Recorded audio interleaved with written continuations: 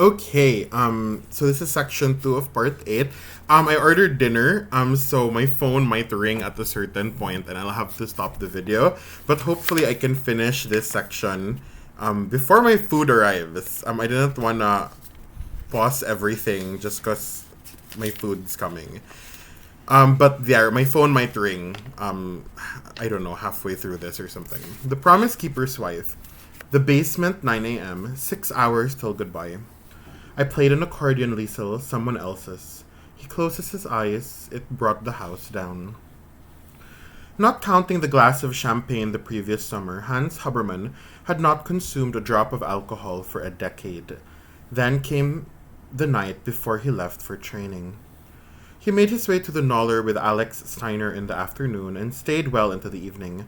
Ignoring the warnings of their wives, both men drank themselves into oblivion. It didn't help that the Noller's owner, Dieter Weisheimer, gave them free drinks. Apparently, while he was still sober, Hans was invited to the stage to play the accordion. Appropriately, he played the infamous Gloomy Sunday, the anthem of suicide from Hungary. And although he aroused all the sadness for which the song was renowned, he brought the house down. Liesel imagined the scene of it and the sound. Mouths were full, empty beer glasses were streaked with foam. The bellows sighed and the song was over. People clapped, their beer-filled mouths cheered him back to the bar. When they managed to find their way home, Hans couldn't get his key to fit the door, so he knocked repeatedly. Rosa! It was the wrong door. Oh no. Frau Holtzapfel was not thrilled. Schwein, you're at the wrong house. She rammed the words through the keyhole. Next door, you stupid sockgirl. Thanks, Frau Holtzapfel. You know what you can do with your thanks. Excuse me? Just go home. Thanks, Frau Holtzapfel. Didn't I just tell you what you can do with your thanks? Did you? It's amazing what you can piece together from a basement conversation and a reading session in a nasty old woman's kitchen. Just get lost, will you? When at long last he came home, Papa made his way not to bed, but to Liesel's room. He stood drunkenly in the doorway and watched her sleep. She awoke and thought immediately that it was Max. Is it you? She asked. No, he said. He knew exactly what she was thinking. It's Papa. He backed out of the room and she heard his footsteps making their way down to the basement. In the living room, Rosa was snorting with enthusiasm. Close to 9 o'clock the next morning, in the kitchen, Liesel was given an order by Rosa. Hand me that bucket there. She filled it with cold water and walked with it down to the basement. Liesel followed, in a vain attempt to stop her. Mama, you can't. Can't I? She faced her briefly on the steps. Did I miss something, Somensch? Do you give the orders around here now? Both of them were completely still. No answer from the girl. I thought not. They continued on and found him on his back among a bed of drop sheets. He felt he didn't deserve Max's mattress. Now let's see. Rosa lifted the bucket if he's alive. The watermark was oval-shaped from halfway up his chest to his head. His hair was plastered to one side, and even his eyelashes dripped. What was that for? You old drunk? Steam was rising weirdly from his clothes. His hangover was visible. It heaved itself to his shoulders and sat there like a bag of wet cement. Rosa swapped the bucket from left hand to right. It's lucky you're going to the war, she said. She held her finger in the air and wasn't afraid to wave it. Otherwise, I'd kill you myself. You know that, don't you? Papa wiped a stream of water from his throat. Did you have to do that? Yes, I did. She started up the steps. If you're not up there in 5 minutes, you got another bucketful. Left in the basement with Papa, Liesel busied herself by mopping up the excess water with some drop sheets. Papa spoke. With his wet hand, he made the girl stop. He held his forearm. Liesel? His face clung to her. Do you think he's alive? Liesel sat. She crossed her legs. The wet drop sheet soaked onto her knee. I hope so, Papa.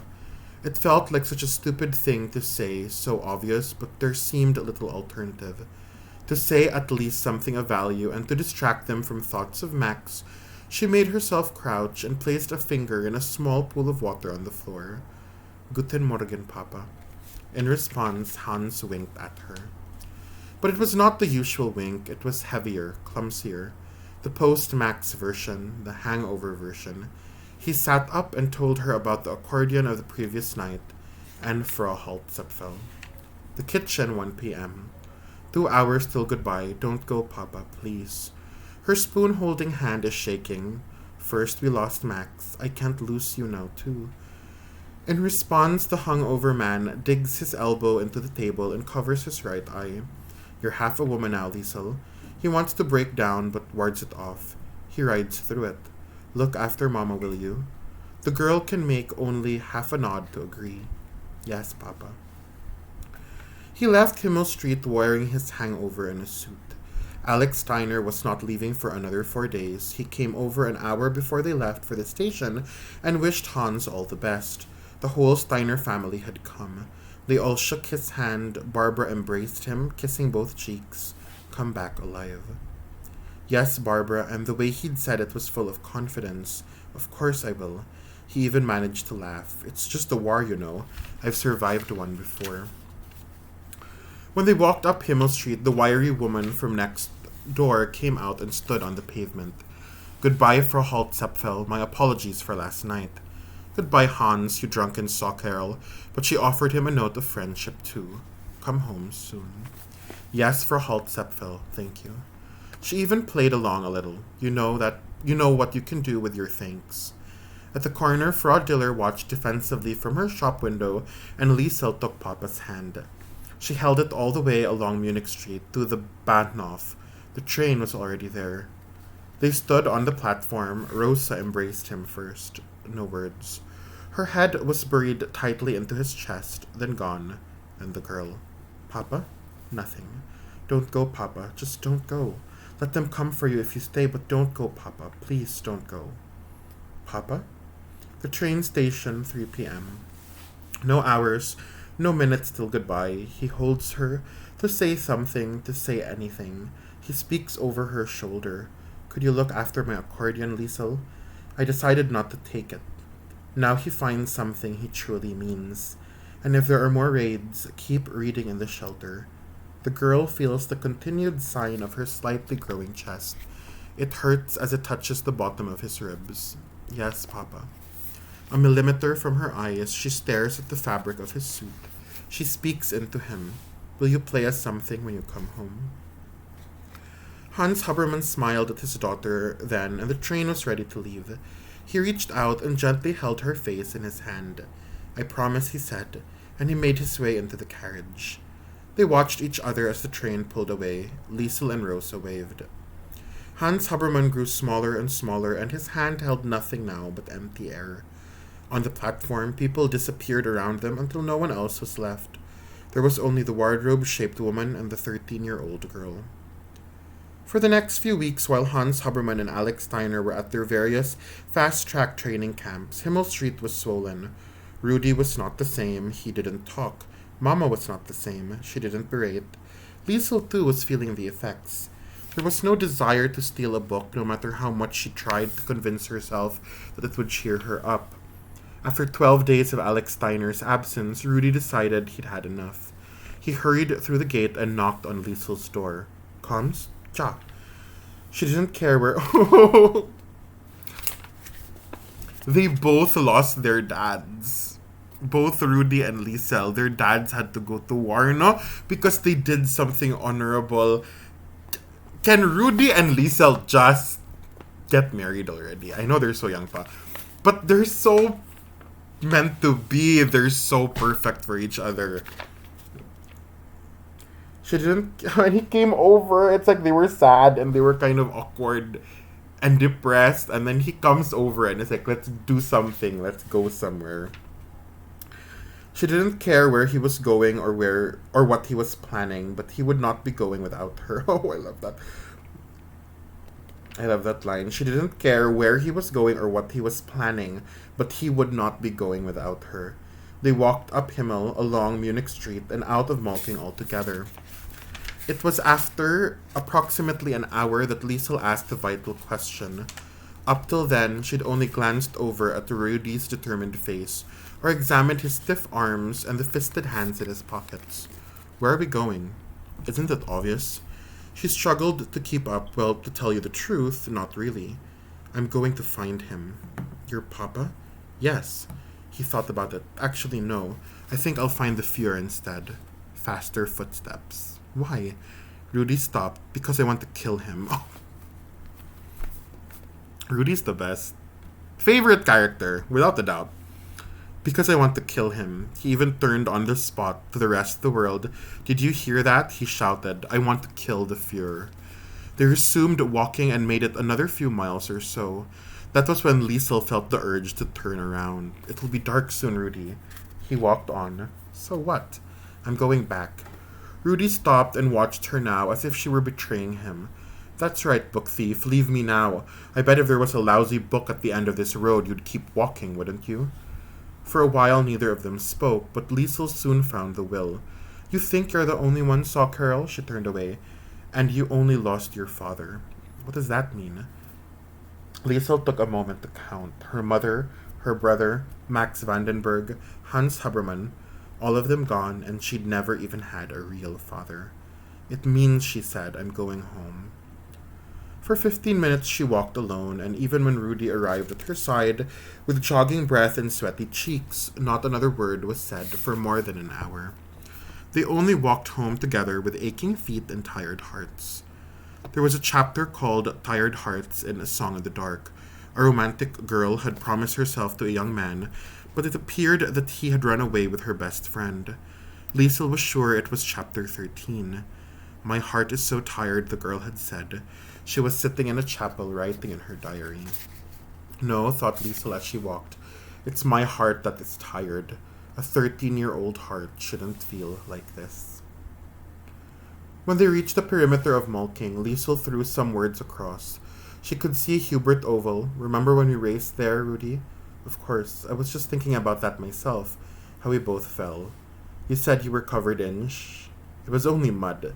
He couldn't hold his amusement now. I was covered in at Hitler Youth. You're getting mixed up, Sommensch. I'm not mixed up at all. I'm only telling you what you said. What someone says and what happened are usually two different things, Rudy, especially when it comes to you. This was better. When they walked down Munich Street again, Rudy stopped and looked into the window of his father's shop. Before Alex left, he and Barbara had discussed whether she should keep it running in his absence. They decided against it, considering that work had been slow lately anyway, and there was at least a partial threat of party members making their presence felt. Business was never good for agitators. The army pay would have to do. Suits hung from the rails, and the mannequins held their ridiculous poses. I think that one likes you, Liesel said after a while. It was her way of telling him it was time to keep going. On Himmel Street, Rosa Huberman and Barbara Steiner stood together on the footpath. Oh, Maria, Liesel said. Do they look worried? They look mad. There were many questions when they arrived, mainly of the just where in the have you two been nature, but the anger quickly gave way to relief. It was Barbara who pursued the answers. Well, Rudy? Liesel answered for him. He was killing the Fuhrer, she said, and Rudy looked genuinely happy for a long enough moment to please her. By Liesel. They're so killing. Several hours later, there was a noise in the living room. It stretched toward Liesel in bed. She awoke and remained still, thinking ghosts and Papa and intruders and Max. There was the sound of opening and dragging, and then the fuzzy silence who followed. The silence was always the greatest temptation. Don't move. She thought that thought many times, but she didn't think it enough. Her feet scolded the floor. Air breathed up her pajama sleeves. She walked through the corridor darkness in the direction of silence that had once been noisy, toward the thread of moonlight standing in the living room. She stopped, feeling the bareness of her ankles and toes. She watched. It took longer than she expected for her eyes to adjust, and when they did, there was no denying the fact that Rosa Huberman was sitting on the edge of the bed with her husband's accordion tied to her chest. Her fingers hovered above the keys. She did not move. She didn't even appear to be breathing. The sight of it propelled itself to the girl in the hallway. A painted image, Rosa with accordion, moonlight on dark, 5-1 times instrument times silence. Liesel stayed and watched. I love this part. Rosa, no, she's just hugging the accordion. Rosa's always so mean to Hans, but the first night he's gone, she misses him so much, and she's just hugging the accordion, no, his accordion. Many minutes dripped past. The book thief's desire to hear a note was exhausting, and still it would not come. The keys were not struck. The bellows didn't breathe. There was only the moonlight, like a long strand of hair in the curtain, and there was Rosa. The accordion remained strapped to her chest. When she bowed her head, it sank to her lap. Liesel watched. She knew that for the next few days, Mama would be walking around with the imprint of an accordion on her body.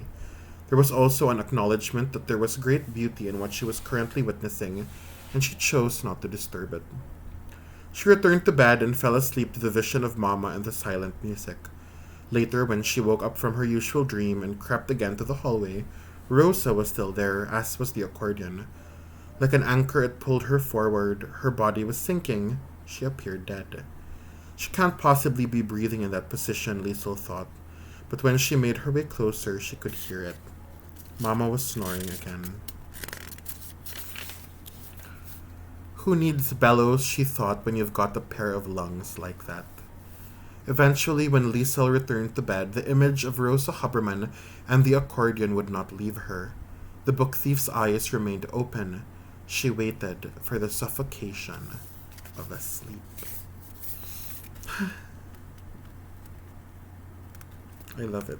I love this book. Where's my food?